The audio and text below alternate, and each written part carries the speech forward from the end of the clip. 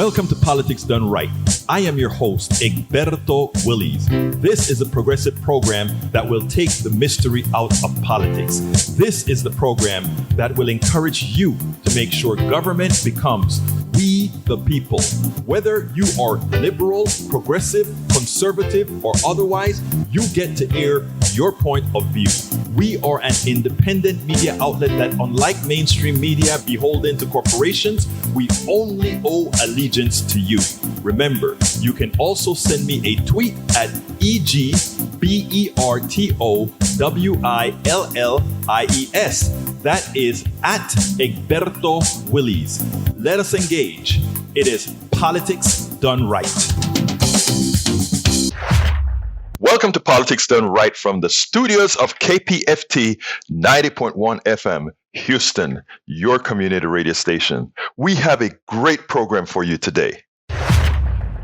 Larry Summers strikes again. It behooves me, folks. I mean, it really behooves me that these wealthy elitists, economists, advisors of every stripe simply don't understand. And it simply seems like whenever there is an economic problem, they want the economic problem solved on the backs of the poor and the middle class. I'll give you an example with something that Larry Summers said to Fareed Zakaria, and then we'll take it on the other side, because it is amazing that he can actually have these words emanate from his mouth. Check this out. One of the people who disagreed with you in previous years has been Paul Krugman, who has written something where he says, you were right, he was wrong about inflation. But he says you were right for the wrong reasons, that actually the big COVID spending bill didn't have that bad an effect on the economy. What really happened was something unforeseen by anybody, which was that coming out of the pandemic, supply chains got screwed up.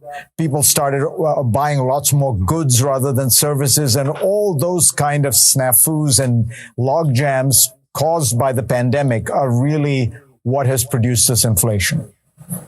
There wouldn't have been nearly the same kinds of supply chain problems if huge amounts of money had not been put in people's pockets that enabled them to spend. If we weren't giving people who were laid off unemployment insurance that was far more than the salaries they had been earning, if we weren't mailing checks willy-nilly to families, there would have been less spending. That would have meant less bottlenecks. It was predictable that supply would be reduced, given that we had a pandemic. But when supply is reduced, you have to reduce demand as well if you don't want to have substantial inflation. Printing money and distributing it well ahead of the supply of goods is a prescription for inflation. And that's what we did. We injected enough money into the economy to make total spending grow at an 11.6% rate last year. When you have 11.6 growth rate in spending, then on any reasonable theory of how much capacity there is, you're going to have a lot of inflation. And that's what we did. Let me first correct Larry Summers. There was no shortage of gas, but the prices went through the roof anyway. Larry Summers would have you believe that there's this mythical market out there. There is a market, but the market these guys speak about is a mythical market, because understand what he is saying.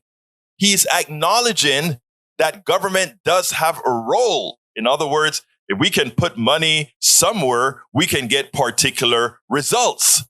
He also acknowledges that the problem, the supply chain problem, indirectly, he acknowledges this indirectly, is the corporate sector's problem. But here's his solution. Here's what he says.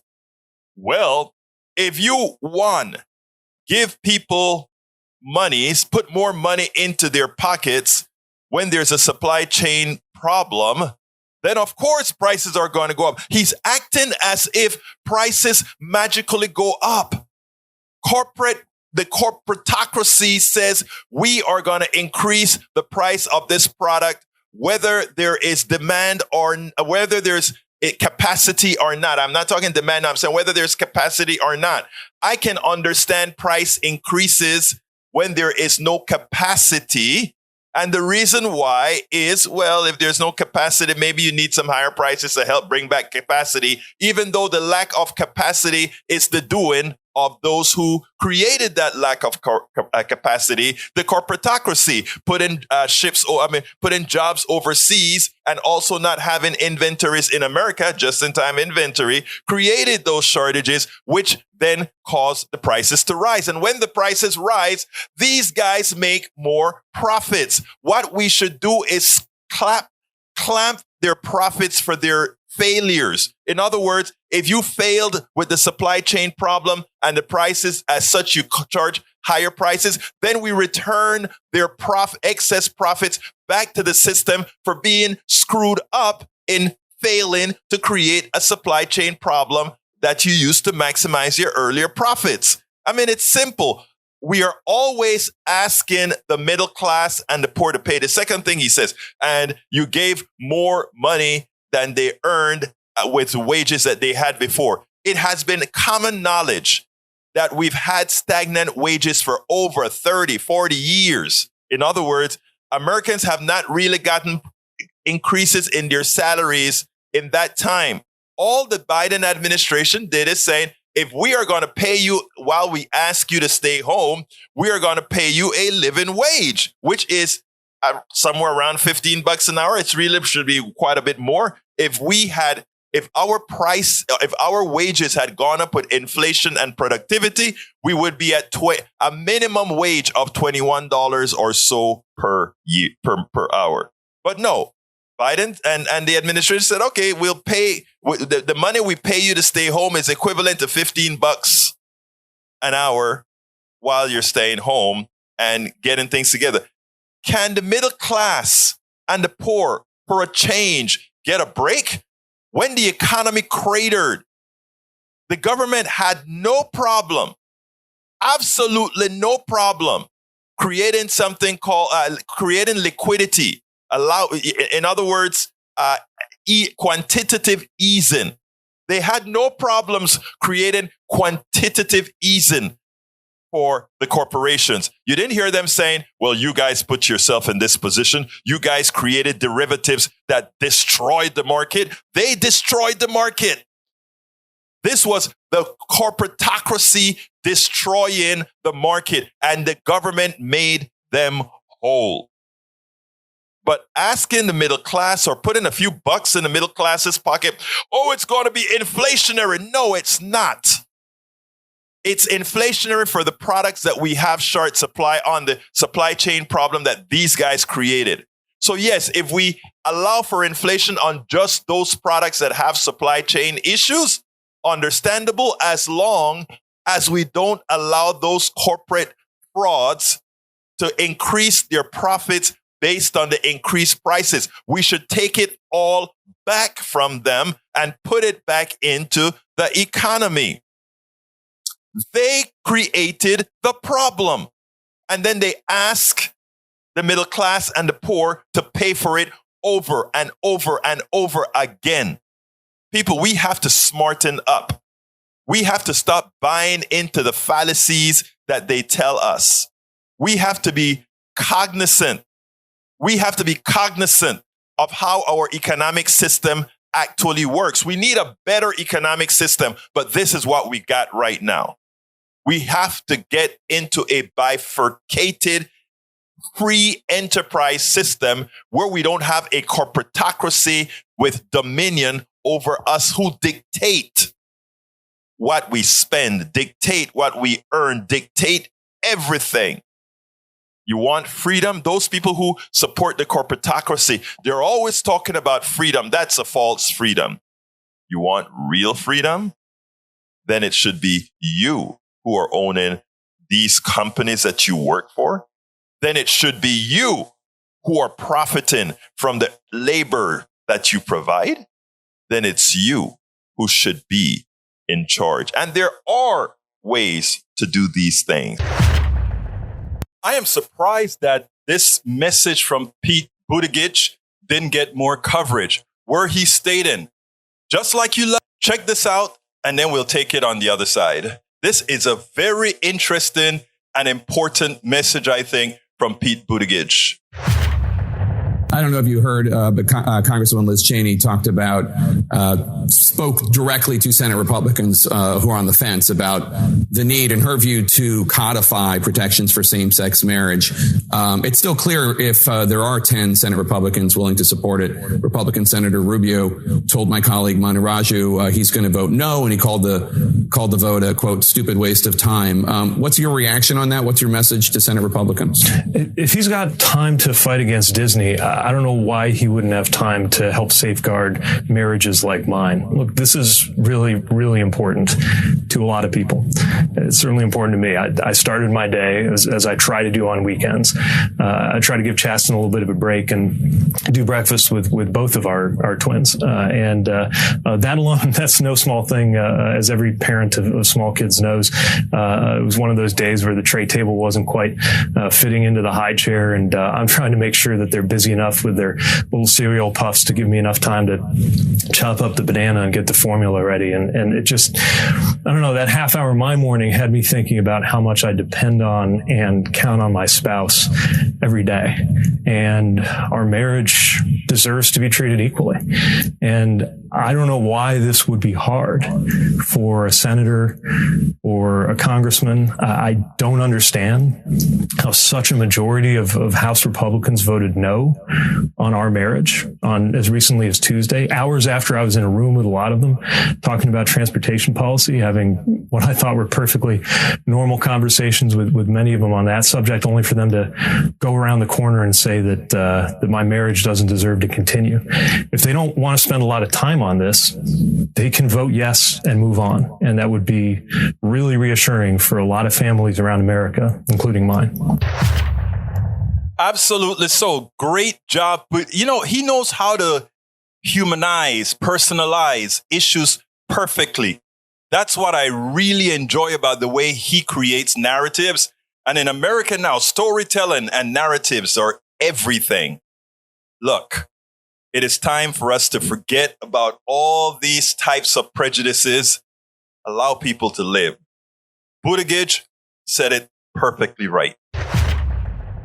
Please get one of my several books out there. As I see it, Class Warfare, the only resort to right-wing doom, for a contribution of $120. It's worth it. How to talk to your right-wing relatives, friends, and neighbors for a contribution of $120. How to make America utopia. Take away the economy from those who rigged it for a pledge of $120. Get any two of those books for $200, any three of those books for $250. The contributions for my books go directly to support our station, KPFT 90.1 FM. Alternatively, folks, please get your basic KPFT only membership for $40, a Pacifica only membership for $25, or choose from one of our many other gifts for your contribution. Just go to kpft.org, choose Politics Done Right for the program, and select an option either for our books or something else to support the station. It is definitely worth it.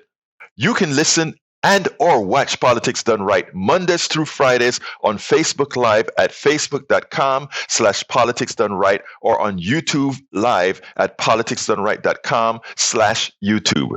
Please do not forget to follow me on Twitter for updates. My Twitter handle is @Egberto Willies, @EGBERTOWILLIES. But don't you forget, listen to us live on air at KPFT 90.1 FM on Thursdays at noon and at Fridays at 11 a.m. all Central Time. Welcome to another edition of Politics Done Right. I'm Egberto Willies, your host. Today we are continuing our series, A Better Human Story, with the one and only Dr. Andy Schmookler. With us today, a prize-winning author, former Democratic candidate for Congress in West Virginia, Very Red Shenandoah Valley, former radio show host, graduated summa cum laude out of the university, Harvard University, PhD awarded with distinction in a program specially created to accommodate his original theory, explaining how civilization has developed, and a frequent columnist in newspapers around the United States of America. Andy Schmookler, welcome to Politics Done Right. How are you doing today, sir? I'm doing okay. I'm doing all right. Hey, today's subject on our Better Human Story, of course, is on that great piece that you wrote called The Fate of Human Civilization. And it's a pretty long piece. We only have about 35 to 40 minutes to get through it. So what I want to do with you is to get busy right away. And let's first of all, give me the premise of your piece, because I think it's important. Well, I'm not sure which. I imagine what you mean by premise is that I think it's a toss-up whether human civilization is going to be to survive beyond the next generations, maybe a couple centuries. I think it's a flip of the coin whether we're going to get our act together or whether we're going to end the human story on this planet with a catastrophe. You know, I like the way you started your piece. You said the following: I think a lot about the fate of human civilization these days. The subject worries me because after a half century of studying the destructive forces at work in the system of civilization, my gut feeling is that it is no better than a toss-up whether in the coming generations or centuries, humankind will get its act together well enough to prevent our civilization destroying itself. Catastrophe, folks, I imagine you're talking about whether it's nuclear war or environmental catastrophe or something. Let me hear it. Those are the two main dimensions that I go into in the piece. Right. And I don't know where you want to go from there, but there are a lot of places. Go with it. Well, first of all, I think we should start with the heart. I care which of those two it is. I value what humankind with our consciousness has brought into the system of life. And I also fear that we might take a lot of the rest of the life down with it. So the stuff that I consider sacred is really at stake here. And it's at stake whether we have a nuclear holocaust or whether we bring the biosphere crashing down because we've disturbed the Earth's climate system so profoundly. Now, you claim there's a newly visible challenge. Talk to me about that. Yeah, well, the thing is, civilization is 10 to 12,000 years old. I'm defining civilization as being when we left the niche in which we evolved biologically. It wasn't right away cities and empires. It was several thousands of years of being horticultural societies, herding societies, and things like that. But anyway, it's been 10 or 12,000 years. But only actually within the lifetime of some of the older people still among us, has it become possible for humankind to destroy itself. So we've got a lot of history that shapes our minds that the whole issue of will we destroy ourselves has not been present. I mean, even World War I, which killed millions, it was a terrible thing. But there was never an issue about would the result of this war be the end of human civilization?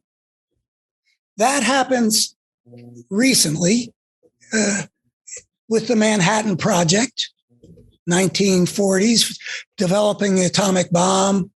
First the idea was to get it before the Nazis got it, but that war was over before we had the bomb, and we used it to end the war in the Pacific instead. We couldn't have destroyed ourselves for some years to come because it took a while for the existence of the atomic age to generate what we had, say, in 1962, which was thousands of nuclear warheads and a variety of ways of delivering them. And the threat that surfaced in October of that year that the United States and the Soviet Union might throw all of them at each other. Now, so that's a new possibility. Well, that would have.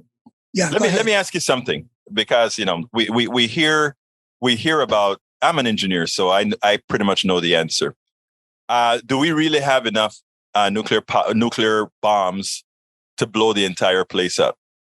Well, I think I did work in the national security field in the 1980s. It was my job to go around the country and interview the best minds on how to find security in the nuclear age. So I'm not just talking off. I'm not an expert, but I delved into nuclear weapons issues with some pretty smart people.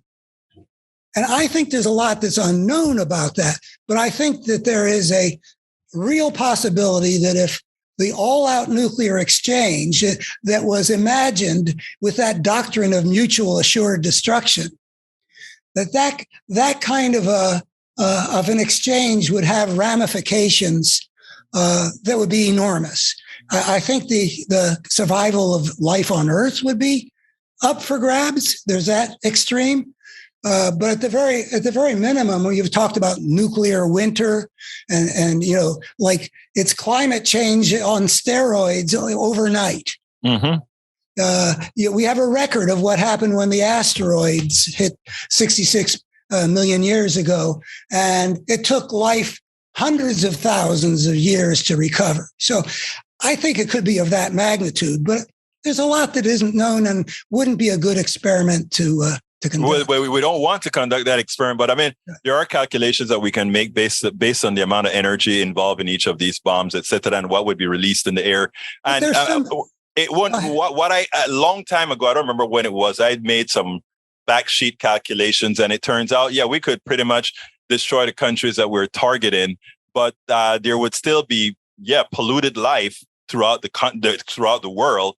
But the southern hemisphere wouldn't be hit all that bad. Reminds me of a movie that was very famous back in the Cold War years called On the Beach. Okay. They were people with a submarine that don't know what happened are down in Australia where life hasn't been entirely snuffed out yet. Mm-hmm. But anyway. And then it starts to happen. So the disappearing middle through option, what exactly do you mean by that?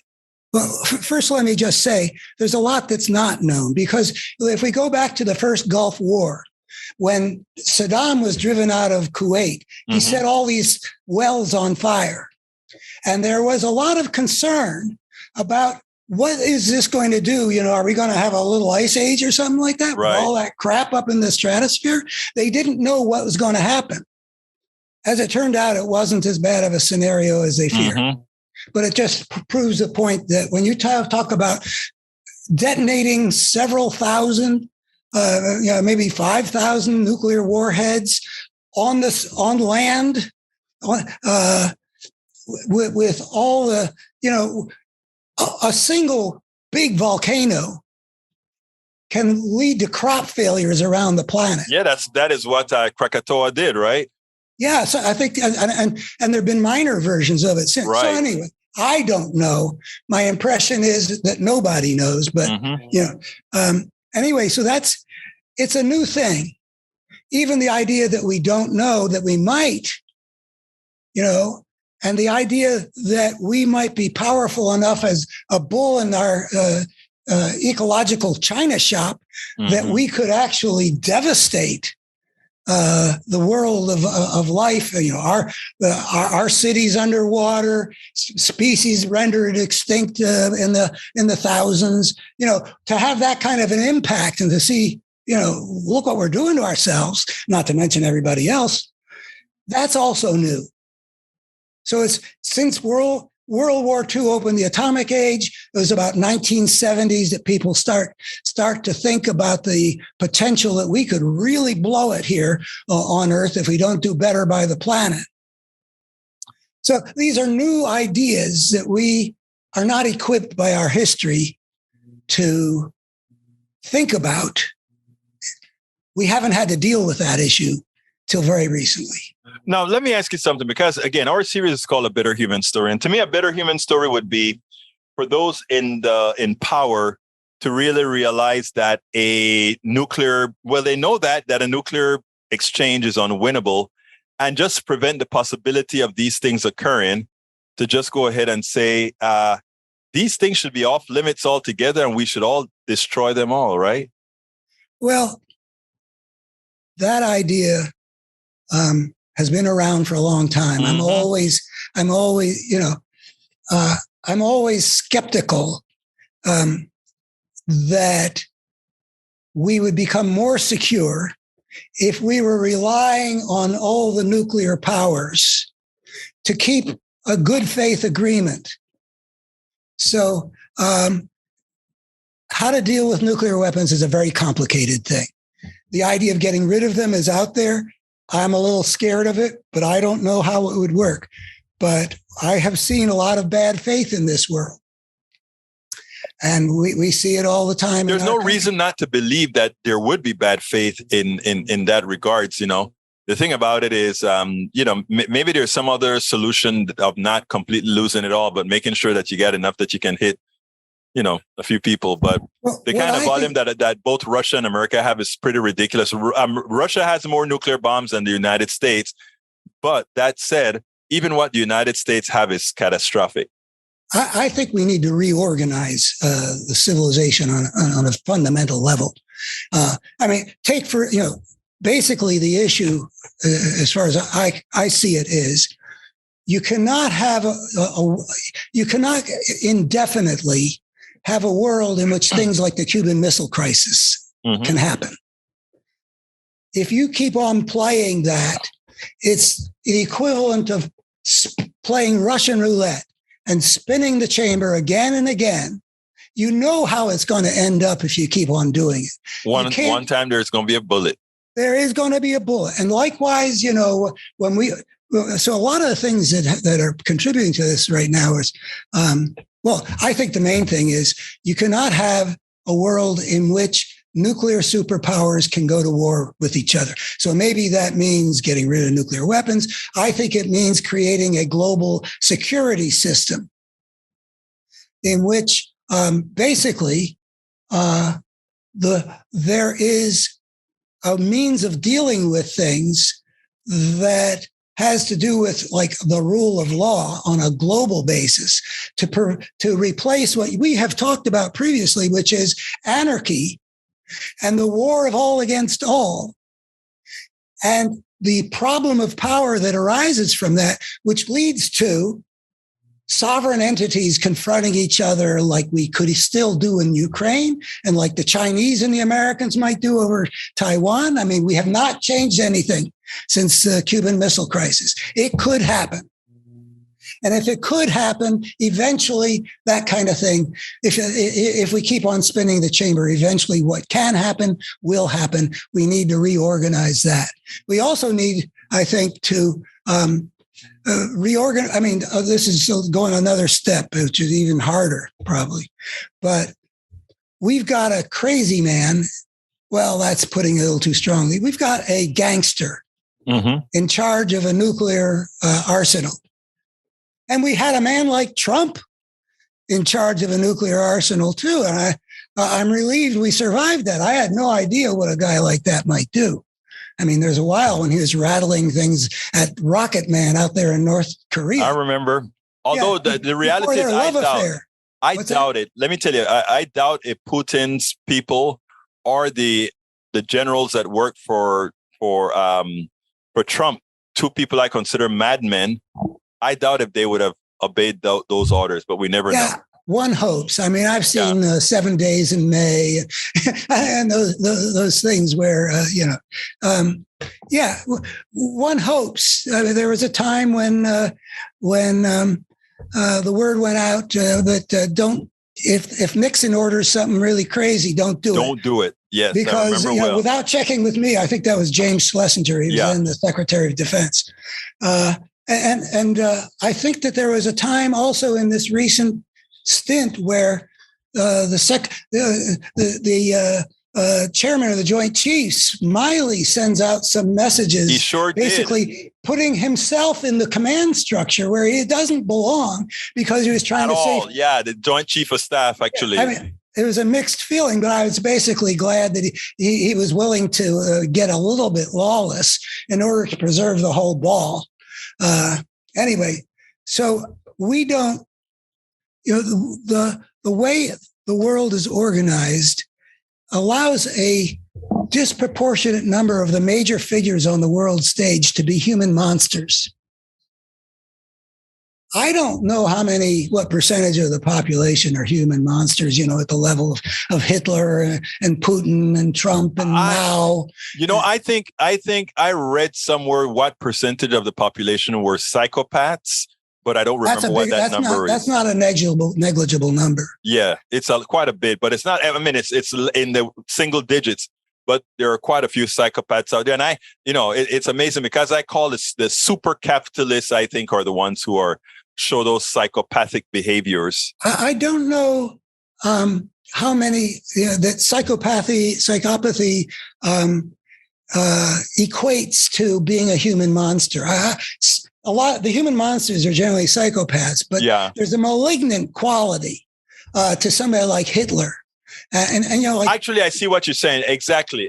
In other words, I consider, let me give an example. I consider Jeff Bezos a psychopath, but he's no Hitler, Yeah, a regular psychopath is just not hindered by conscience, right? Exactly. In the pursuit of what he wants. Yeah. What you said makes a lot of sense. Yes. But somebody like Trump, what does he want? Well, he wants to dominate, humiliate, exploit, pick fights. He's the other word that's used for him is malignant narcissist. Right. Yeah. And a book about Hitler that, was fairly famous 40, 50 years ago, The Psychopathic God.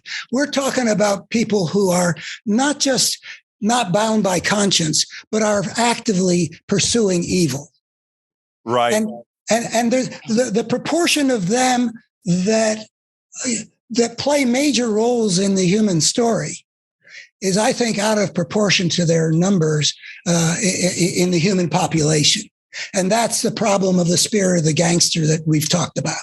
Now, let's talk about the central challenge facing any civilization, creating animal. Okay. One step that we skipped, and I'm happy to skip it, we can go back to it. I think I proved that any creature that steps onto the path of civilization will eventually have the power to destroy itself. And that's got to do with an inevitable gradual increase in the powers of the civilization for this reason and that reason. And so eventually the line will cross.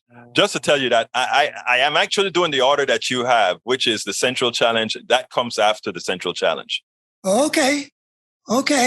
Well, the thing is, we're eventually going, and we are now in that position. Right. But any creature that breaks into civilization, I think I can show, will eventually be in the position where the possibility for self-destruction exists. And the options, the excluded middle, the muddling through option, you get down to it's either going to be that you get your act together enough that you don't destroy yourselves, for whatever creature, in this case, human beings, but wherever that happens, or you're going to destroy yourself. And so the central challenge is, because civilization emerges inevitably in a disordered way. That's another idea that we've talked about that I don't go into very far here, but it is in the nature of things that if you extricate yourself from the natural order, you plunge yourself into disorder. And the biggest idea in my life is about what the consequences of that disorder are. But skipping that, if you go down that path, it's an unprecedented step. There's going to be anarchy. There's going to be a war of all against all. There's going to be a destructive force that's unleashed into the civilization. And eventually you're going to get so that civilization that inevitably emerged in a disordered way, can it become ordered before those great powers that they've accumulated are wielded in such a way that they destroy the planet one way or another with the nuclear bomb or with ecological degradation? I like how you said in the section that we talk about the inevitability of civilization's eventual ability to destroy itself.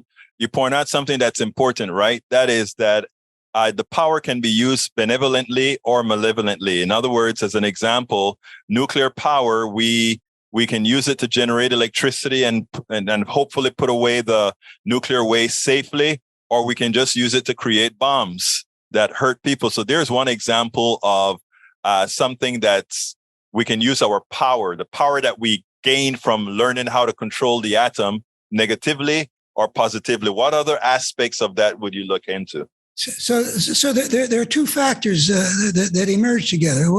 One of them is that, like you said, remake that first point of yours. In other words, that every you can use a power negatively or positively. You can use a power for goodness or evil. So we got two things. Eventually, the species is going to wield enough power that if it is used destructively, it can destroy the whole experiment on life. But the second thing is, I'm spacing out into the. No, that's fine because this is sort of abstract. But it is important that the creature is going to inevitably unleash a destructive force because that's the nature of anarchy and the war of all against all. And the question is, as it gets the power to destroy itself, will it be able to contain the destructive forces, the kinds of things that would lead to a nuclear war?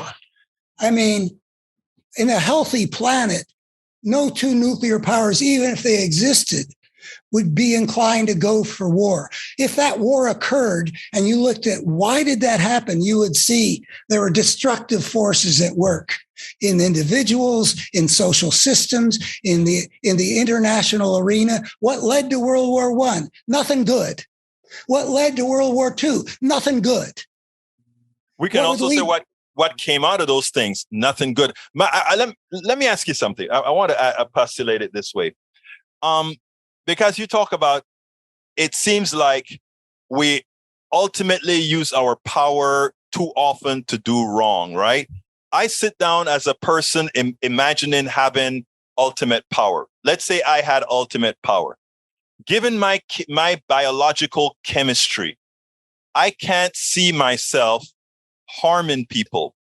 What is, and by the way, at the same time, I can't see most people who I know harming people. But I do know some who, once they get power, they have a tendency to change and want to use that power. And when challenged, react to being challenged. What's that? Is that humanity? Is that, and what is that? It's all many dimensional. Let me say this. I think you're right at the level of that most individuals are much more benign than they are malign. Mm-hmm. But not everything takes place at the level of the individual. And what we have is a world in which the totality of forces at work are such that we get the world we get, which means that not the only thing that's operating is not sort of like what's in people, but also in the power systems that are being shaped by a human world that emerged into anarchy and generated this impetus of brokenness that moves through the world. And we've talked about this, so that wars and injustices and hatreds and psychic trauma are all feeding each other through the generations, an impetus that moves through the history of humankind like a tsunami from that initial anarchy, which also, by the way, has not been solved. It continues to create trauma like what's happening right now in Ukraine. I have a question for you. This is above my historical pay grade because I'm not a historian. I'm not so maybe you can answer this. I hope you can. Are all civilizations known that you know of have these streaks, or is it specific to those who have adapted this, some sort of Western or Eastern type civilizations? In other words, those people who are yet to be discovered in some jungle that have fairly good civilizations, do they suffer from the same ills that we who claim to be more advanced have or suffer? Yeah, I think let's look at the how we got from there to here. We start out as primates, going back far enough. That's what we would call our ancestors, who are living like primate bands, sort of hunting and gathering.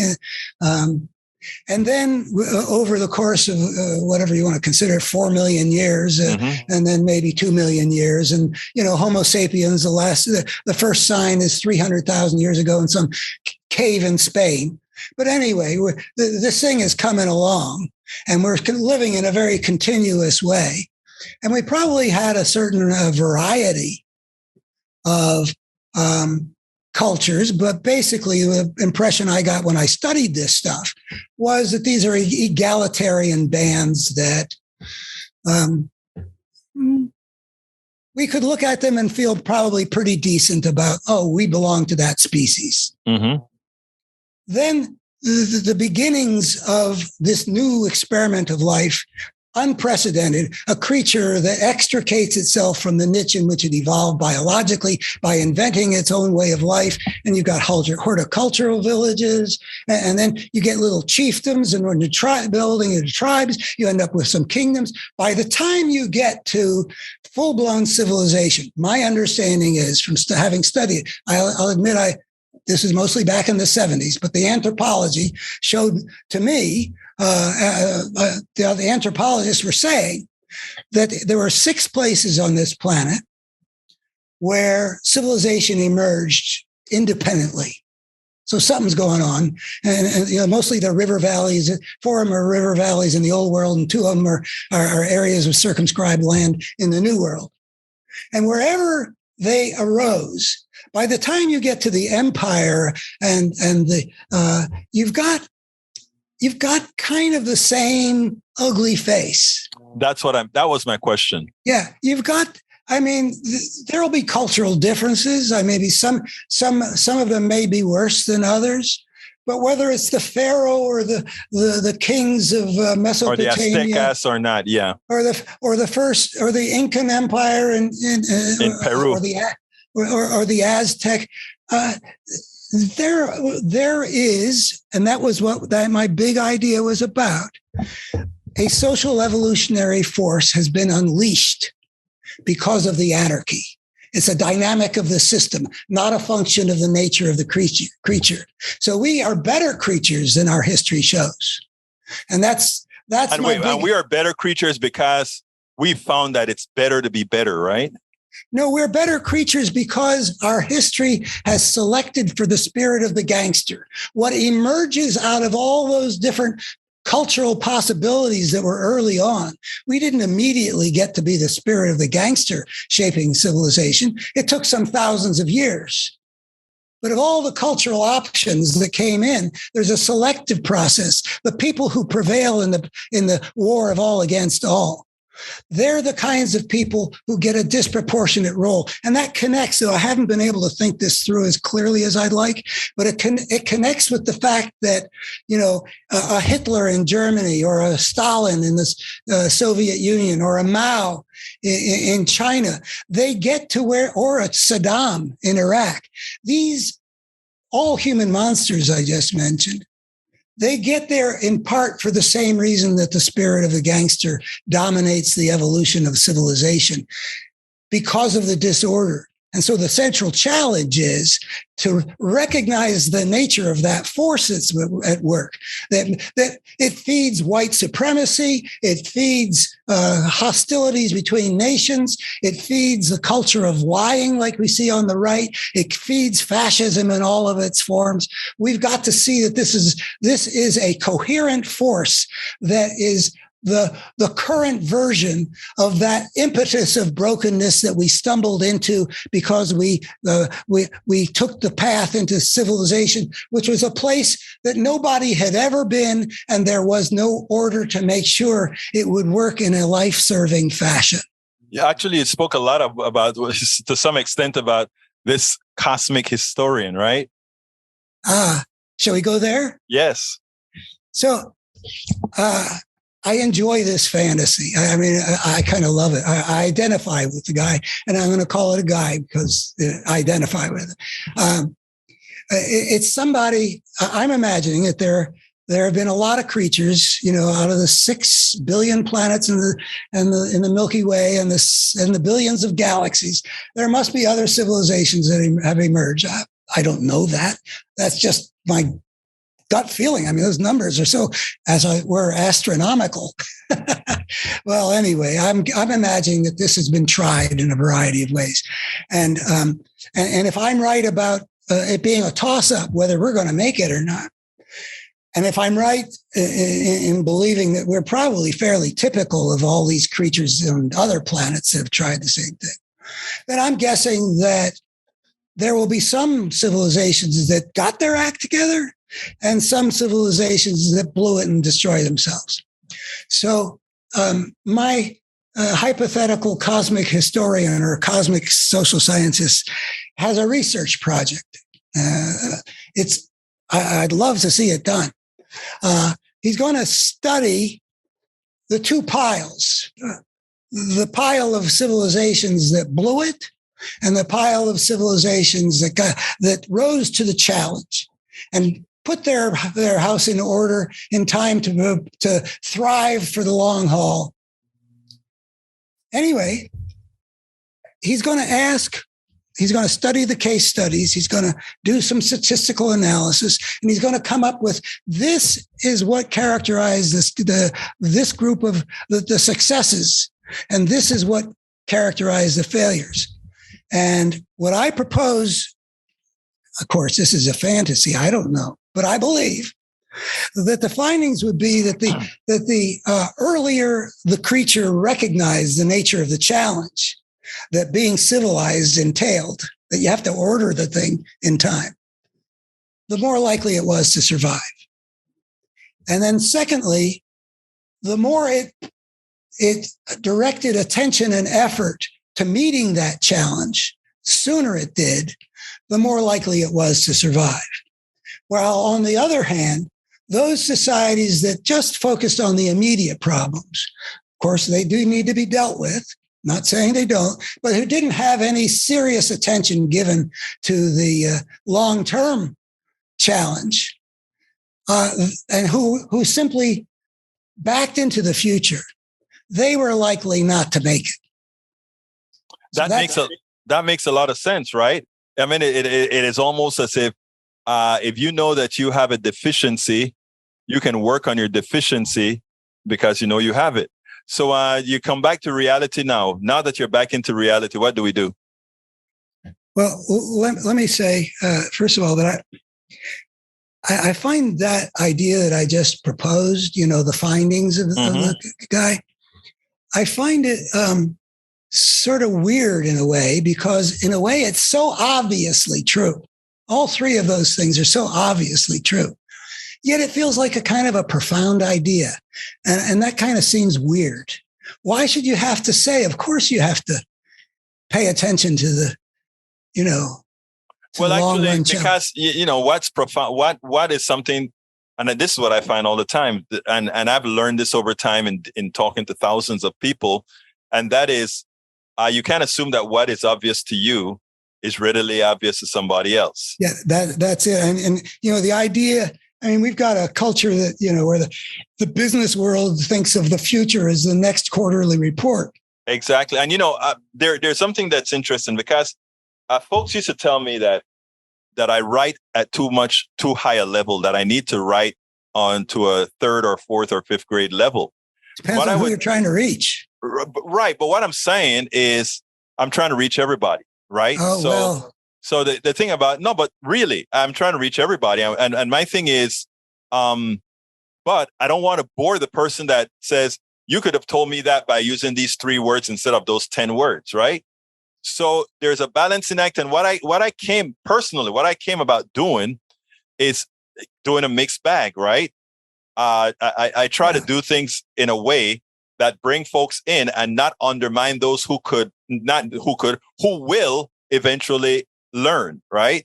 Because so by a mixed bag, do you mean that you pitch simultaneously to the people who maybe need it to be pitched a little simpler, yes, and they get what they get, and you also will pitch the more tricky pitches, Right.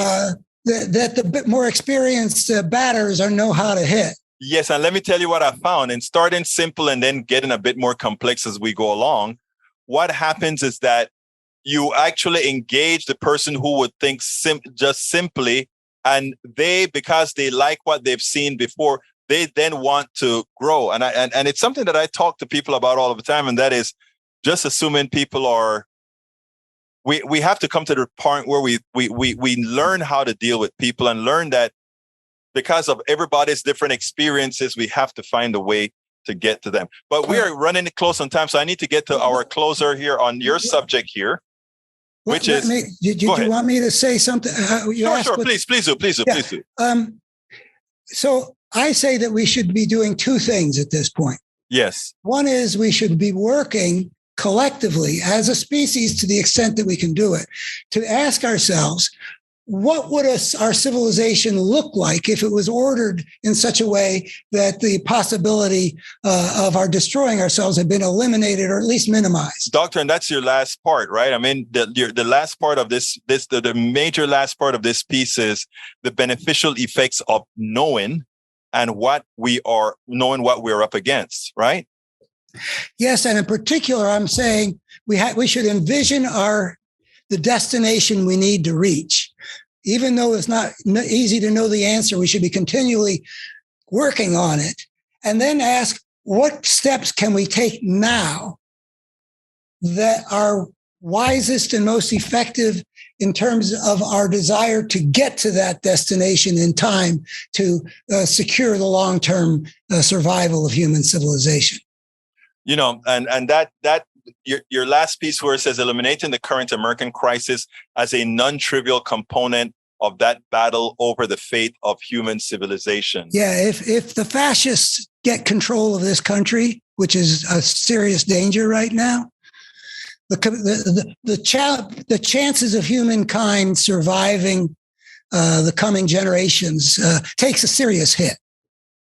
And I'm glad that you brought that in that context, because there are a lot of times when we're talking a lot of stuff philosophically, and we need to bring it down to what's happening in today's America, and that's what you just did there. Today's Republican Party is unwilling to do anything that makes things better. It is consistently making things worse, everything they touch. It is a remarkable thing. I have not seen the likes of it in any democracy in a major political party. And if they get their way, we will have a fascist regime, probably, Germany in the 1930s. Well, what's it going to be like in America in the 2030s? Well, there is no way that a world with that America in it has the chances to do the necessary constructive things as the world of the America that we have known in the post, since the FDR was president. We have occasionally been the leader of the free world. We have helped to build what inadequate stuff we have for a global order based on cooperation and not war. So we have been somewhat accurately described by the late Madeleine Albright as the world's indispensable nation. If the spirit that dominates the Republican Party today is the spirit that we bring to the world stage in the years to come, the destructive forces that we have to worry about and overcome will be greatly strengthened.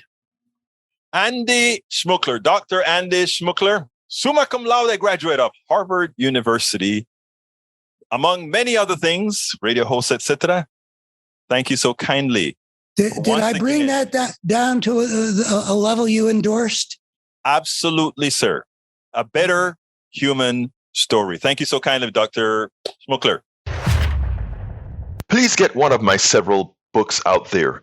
As I see it, Class Warfare, the only resort to right-wing doom, for a contribution of $120. It's worth it. How to talk to your right-wing relatives, friends, and neighbors for a contribution of $120. How to make America utopia, take away the economy from those who rigged it, for a pledge of $120. Get any 2 of those books for $200, any 3 of those books for $250. The contributions for my books go directly to support our station, KPFT 90.1 FM. Alternatively, folks, please get your basic KPFT only membership for $40, a Pacifica only membership for $25, or choose from one of our many other gifts for your contribution. Just go to kpft.org, choose Politics Done Right for the program, and select an option either for our books or something else to support the station. It is definitely worth it.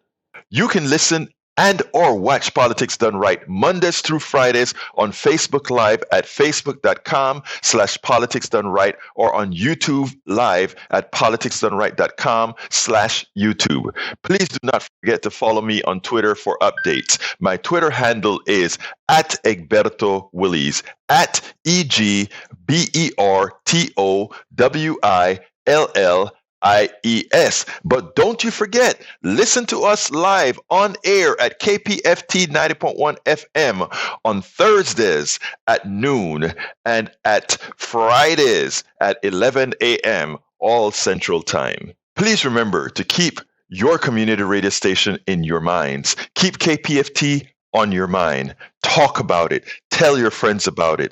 Tell them you know about this station in town, 90.1 FM Houston, that needs your support. That is there to provide that nourishment that we need. KPFT 90.1 FM Houston. Well, folks, that's it for today. You know how I'm going to end this baby. My name is Egberto Willies. This is Politics Done Right. And you know how I end this baby. I am what? Out.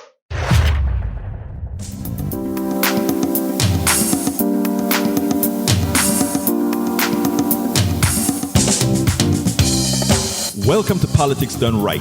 I am your host, Egberto Willies. This is a progressive program that will take the mystery out of politics. This is the program that will encourage you to make sure government becomes we the people. Whether you are liberal, progressive, conservative, or otherwise, you get to air your point of view. We are an independent media outlet that, unlike mainstream media beholden to corporations, we only owe allegiance to you. Remember, you can also send me a tweet at EGBERTOWILLIES. That is at Egberto Willies. Let us engage. It is Politics Done Right.